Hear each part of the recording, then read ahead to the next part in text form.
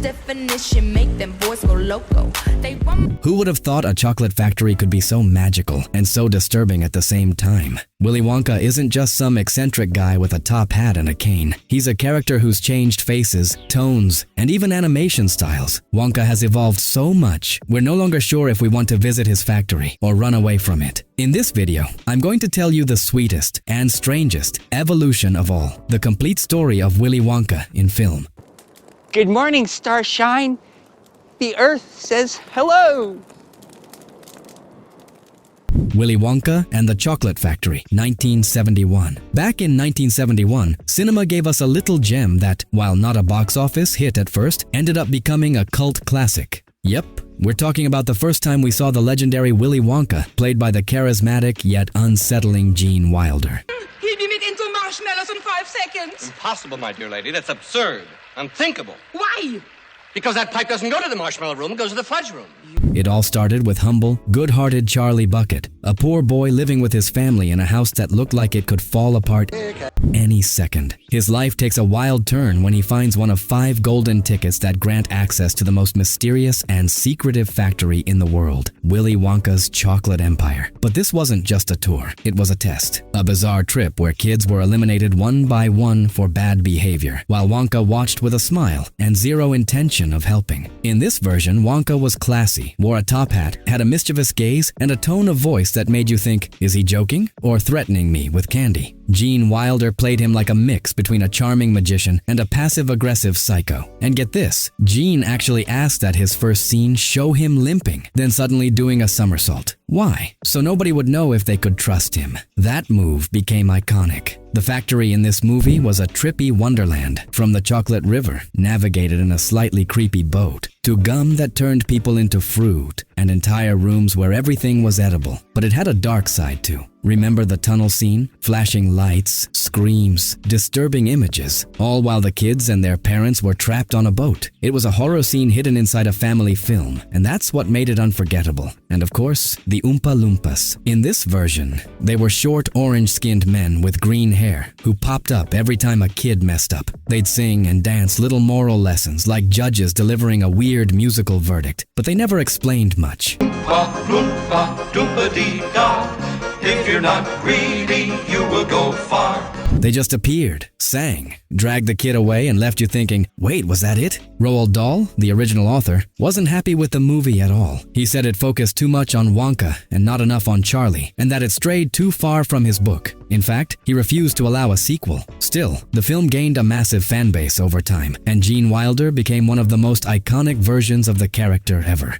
Charlie and the Chocolate Factory, 2005. Jump to 2005. Hollywood decided it was time for a reboot, and they brought in 2 heavyweights, Tim Burton as director and Johnny Depp as Wonka. And well, things got weird. This time the movie was more faithful to the original book. They even restored the correct title, Charlie and the Chocolate Factory. But even though the plot was more accurate, it had Tim Burton's signature all over it, right down to the candy. This Willy Wonka was awkward, with skin as pale as wax, a fake-looking smile, oversized glasses, and a haircut straight out of Lord Farquaad's salon. This version of Wonka was a grown man trapped in childhood trauma, full of anxiety, daddy issues, and flashbacks of a dentist father who banned candy from his life. Yep, his origin story was literally a dental drama, but he also felt more human. You could see his vulnerability, his confusion, his social awkwardness. He was scared to get close to Charlie because the boy reminded him of everything he'd lost when he chose the factory over having a family. Still, he had some funny moments and weird one-liners like, Dad? Papa? The factory this time felt like a theme park crossed with a fever dream, a world where candy was dangerous, squirrels cracked nuts and attacked people, and elevators shot through the ceiling. Visually, it was bigger, bolder, more colorful and techy, without losing that creepy fairy tale vibe. And the Oompa Loompas? This time, every single one of them was played by one actor, Deep Roy. They digitally cloned him hundreds of times. Each one had their own personality, and the wildest part, the songs used the actual lyrics from Roald Dahl's book, so they were weird but catchy. The Justice Group,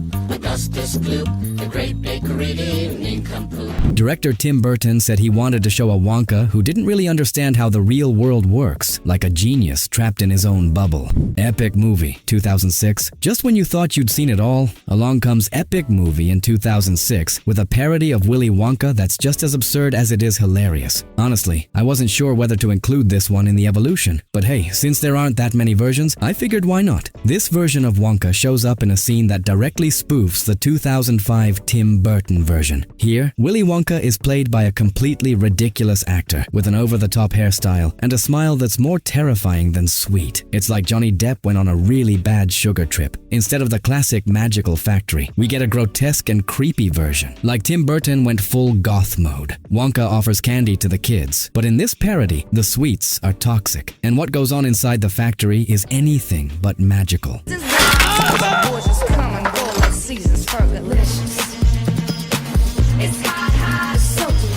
The Oompa Loompas? Played by a bunch of little people doing bizarre and pointless things, like helping Wonka cook up disturbing-looking chocolates. This epic movie version of Willy Wonka isn't a charming villain or a quirky genius. He's just a flat-out psychopath dressed like a baker. This version doesn't add anything to the original story, but it proves that Willy Wonka can turn into anything, from candy wizard to living meme. Tom and Jerry, Willy Wonka, and the Chocolate Factory, 2017. Yep, this actually happened. In 2017, someone at Warner Brothers said, "What if we put Tom and Jerry in Willy Wonka?" Boom. That's how we got an animated movie where the world's most famous cat and mouse sneak into the Charlie and the Chocolate Factory story, as if they'd always been there. The plot is basically identical to the 1971 movie. Same lines, same characters, same locations. But with one major twist. Now Tom and Jerry are everywhere, chasing each other, causing chaos, and sometimes even helping Charlie. They show up at the Bucket family's house in the factory. They even interact with the Oompa Loompas. What's that? Go faster? Okay! There's no earthly way of knowing. And this version of Wonka? He's animated to look exactly like Gene Wilder's 1971 version. Same clothes, same mysterious voice, same unsettling smile, just drawn this time. The idea was to pay tribute to the classic version, with a little animated chaos added in. Even the songs are the same ones from the 71 movie. I've got a perfect puzzle for you. The difference? Between each song, Tom blows something up, Jerry crashes into a pie, and Augustus Gloop goes flying through the air, while the two just watch like it's nothing. Critics destroyed this movie. Many fans said it was a totally unnecessary way to shove Tom and Jerry into a story that didn't need them. But some people saw it as a strange little experiment, a mix of nostalgia and cartoon chaos, perfect for kids who didn't know the original, or adults looking to watch something completely ridiculous. Wonka, 2023. And now we've reached the most recent, and maybe the most emotional, version yet. Wonka isn't a remake or a straight adaptation of the book. It's a prequel, a story that answers the big question. How did a young dreamer become the owner of the most magical chocolate factory in the world? And who plays this new Wonka? None other than Timothée Chalamet. Here, he plays a young man full of hope, with a contagious smile, a big heart, and a dream to open his very own chocolate shop. But the real world isn't so sweet. There are chocolate cartels, corrupt officials, and a city that doesn't want any new competition. I'm an officer of the law. I can't just go around roughing up your competition. I'm sorry.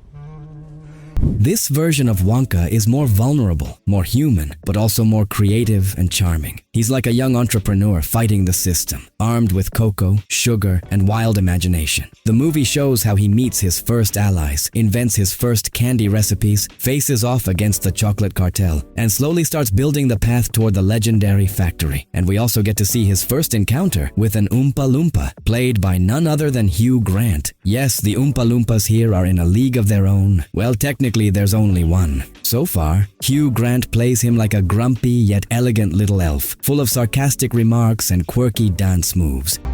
Oompa Loompa Loompa-dee-doo, I've got a tragic tale for you. He feels like a character straight out of a musical, but with a face that says, I have no time for your silly human problems. And yes, this is a full-on musical. Every number bursts with color, rhythm, and emotion. Timothée sings, dances, leaps around, and radiates the joy of someone who truly believes candy can change the world. The movie isn't directly based on the book, but director Paul King, the same guy behind Paddington, said he was inspired by Roald Dahl's spirit. He wanted to show that behind the genius of chocolates, there was a boy full of hope. And no, this time there are no bratty kids getting punished. It's more about dreaming big, not giving up, and using imagination as your greatest superpower. And that's the incredible evolution of Willy Wonka, from a mysterious candy maker with a dark side to a character with a deep and emotional backstory. This journey has taken twists nobody saw coming. If you made it to the end, thanks for sticking around. And if you like this video because of Wonka's story, you'll find more character and movie evolutions on this channel that you're gonna love.